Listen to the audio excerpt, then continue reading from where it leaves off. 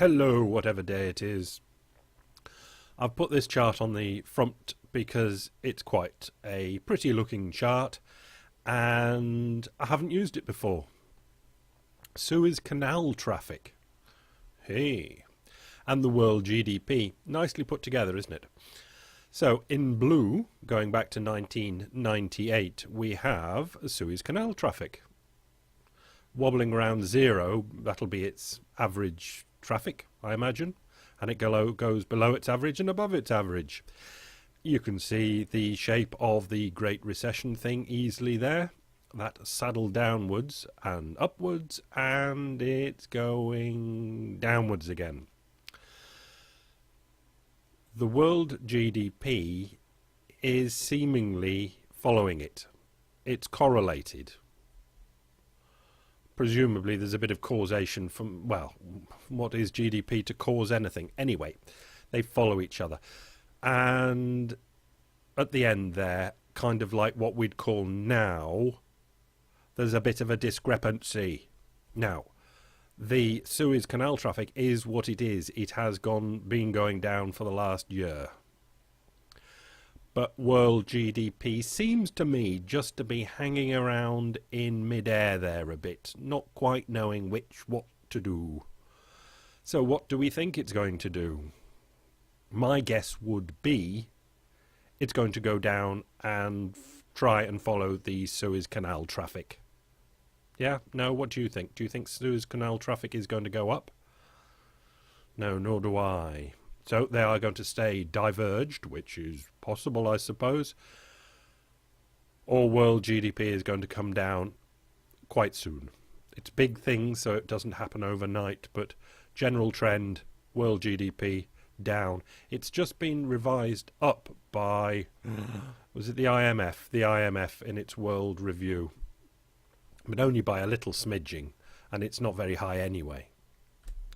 Right, this second chart, flow chart, I found it on Barry Ritholtz, and I don't really understand it, but I understand it enough, I think I understand it enough to like what it's trying to say. Right, let's start in the top left.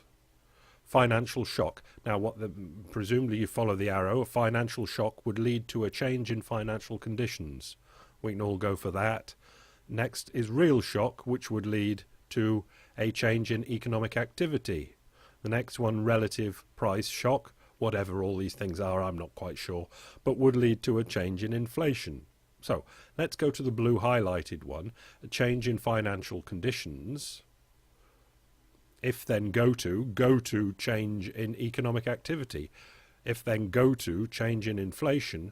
down across to a change in policy rate. That one out on the left is the central bank, change in policy rate. Now, what we would find generally of interest, because we can more understand it, is that bottom right one, change in inflation. So change in inflation, let's presume upwards, ... dots itself. If then go to change in policy rate. The Fed might put interest rates up to try and pull inflation rate down. The Fed puts interest rates up even a little smidging, and it will lead to a change in financial conditions, which would lead to a change in economic activity. What I think this flow is meant to be saying is, even if the Fed puts the Fed funds target rate up, it will soon be forced to put them down again. I'll leave it there. Okay, because the extra import, the explanation, or the reason I've put it in there kind of hopefully will be revealed with the rest of the charts. If there are any more charts. Anyway, the writings. Number 3, markets put off expected date of first Fed rate increase. This is Wall Street Journal. Speculation continues to fade among Fed funds futures traders that the Federal Reserve will start raising rates in early 2014. Monthly data show housing starts decline and stagnant industrial production were the latest numbers weighing on expectations of earlier Fed action. They come on the heels of a weaker than expected March employment report, which came out on April 6. Volume recently picked up for a longer dated contract, which prices in only 24% chance for committee to lift Fed funds rate 0.5% at its meeting in late January 2014. That's down from 30% at Monday's settlement. They buy these bonds betting, really. It's betting, like all these things are. Betting that the Fed funds rate will go up or down at a particular Fed funds meeting, open market meeting. And it's looking more and more unlikely that the Fed funds target rate will be raised in early 2014. So say the people that are betting other people's money on it. Going more over to Europe, the IMF in this report, it's World Economic Outlook, I think. IMF says ECB should cut rates. ECB should cut rates, and they're at 1%, I think. Yeah, 1% they are. Keep tools to bolster growth. Now, we'll look into that. The European Central Bank should cut interest rates and keep its crisis measures in place to help Euro region growth. This is so says the IMF. But I'll read that a bit more smoothly, the whole sentence now. The European Central Bank should cut interest rates and keep its crisis measures in place to help Euro region growth and support the banking system, according to the International Monetary Fund. Now, that to support the banking system is rather more important, I think, to the IMF than the help Euro region growth, which just sounds good. Now, this is the IMF. What do they sound like? Just foreign, isn't it? Given the broad need for fiscal adjustment, much of the burden of supporting growth falls on monetary policy. Now, it would come out as boring as that and hard to grab hold of some of this stuff, isn't it? But all that says is, given the broad need for fiscal adjustment, there's a need for fiscal adjustment. At this time, normally they would recommend fiscal government. They would recommend government spending.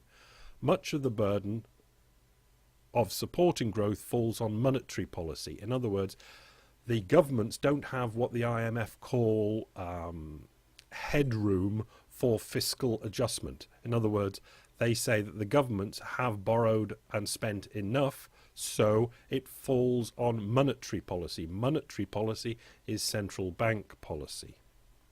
The Washington-based lender, that's the IMF, said today in its World Economic Outlook, the ECB should lower its policy rate while continuing to use unconventional policies to address banks' funding and liquidity problems. In other words, support the insolvent bastards. Because they just don't know what to do with insolvent banks without it becoming blazingly and glaringly obvious that if that lot are insolvent, what about that lot? So they don't want to talk about anyone being insolvent. But if they don't, that is just pushing a very big gorilla riding a very big elephant under a rug. Okay, whatever. This is a paper thing. Liquidity in times of crisis. Even the ESM needs it, by Gross and Mayer. The abstract for it. Europe's policymakers are engaged in protracted discussion on whether and how to increase the size of the Euro Rescue Funds. The Euro Rescue Funds, the EFS and the ESM. In this policy brief, Daniel Gross and Thomas Mayer argue that this attention on the headline size of the EMS and EFSF is misplaced. They propose that a simpler solution would be to register the ESM as a bank. with access to the ECB under the same conditions as apply to any normal bank. This would provide a liquidity backstop for the EMS, which could refinance any secondary market interventions at the ECB. The size and guarantees given to the ESM would then become secondary. Are you following? I hope so.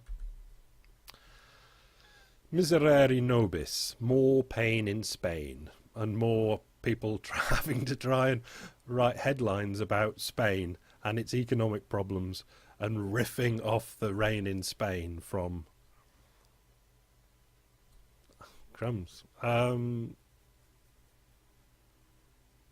Pygmalion, the singing version of Pygmalion, can't remember its name. Anyway, the never-ending banking system headache. And now this is a good article by Pater Tenenbaum.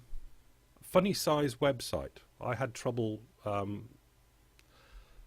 getting it to the right size. Anyway, Spain's banking system continues to make waves and unwelcome headlines.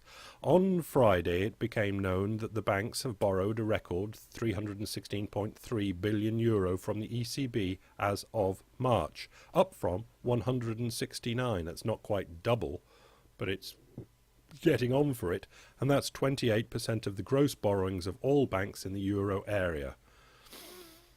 Leave the brackets out. This means Spain banks have little to no access to the interbank market or other private funding and have evidently made maximum use of the second ELTRO. I just point that out, just saying that of the whole system, probably the world system, that's the weakest point. Doesn't mean the system will ultimately break at its weakest point, but the Spanish banks do seem to be the weakest point. French banks not far behind. Rightmove, UK house asking prices up to pre-crisis records. Now, I'll just slip in here that I was doing my comments this morning on OTP and replying to people about my, at the moment, I'm exhausted, very tired. Don't know why. Maybe it's a bug, maybe it's something else.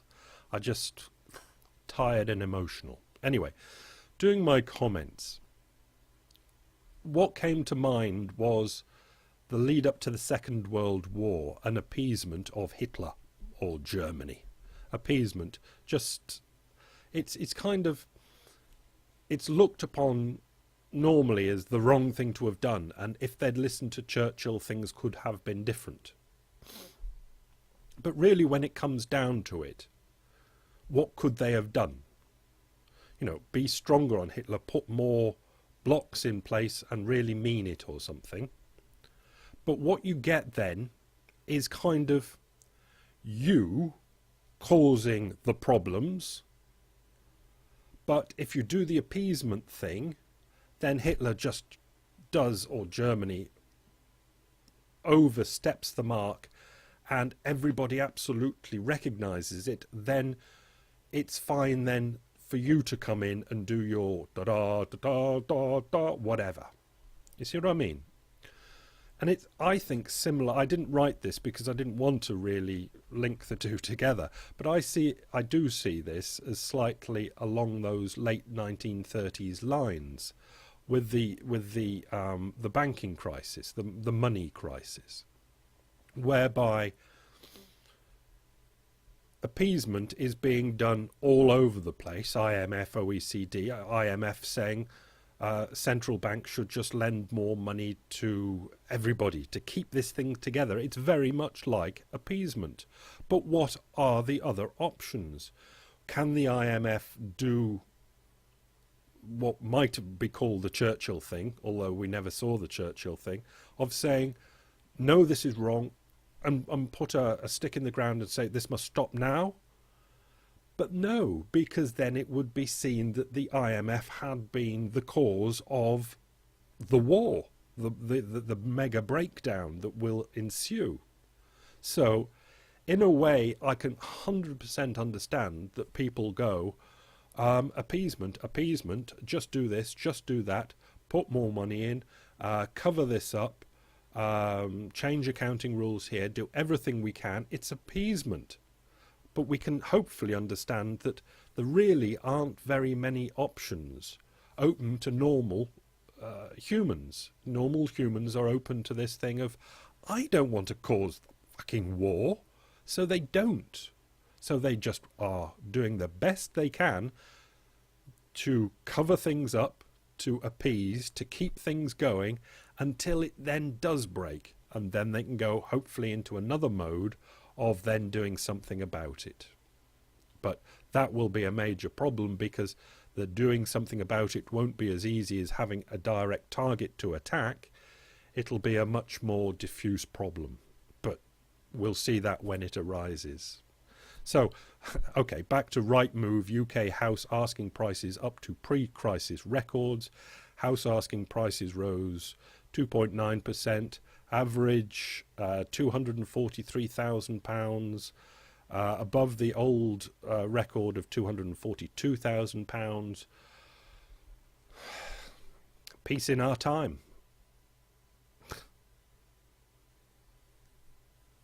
What do you do? I don't know. Bye.